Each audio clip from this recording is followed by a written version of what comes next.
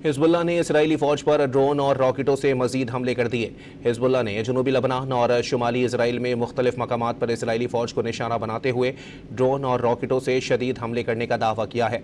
Hezbollah के मुताबिक सरहदी कस्बे मारून अल रास में इसराइली फौज के एक दस्ते को निशाना बनाया गया, जिसके नतीजे में मुतअद्दिद फौजियों की हलाक और जख्मी होने का दावा किया गया है।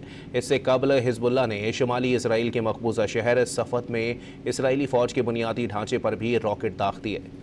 हिजबुल्लाह ने इसराइली फौज पर ड्रोन और रॉकेटों से मजीद हमले कर दिए। हिजबुल्लाह ने जनूबी लबनान और शुमाली इसराइल में मुख्तलिफ मकामात पर इसराइली फौज को निशाना बनाते हुए ड्रोन और रॉकेटों से शदीद हमले करने का दावा किया है। हिजबुल्लाह के मुताबिक सरहदी कस्बे मारून अल रास में इसराइली फौज के एक दस्ते को निशाना बनाया गया, जिसके नतीजे में मुतअद्दिद फौजियों की हलाक और जख्मी होने का दावा किया गया है।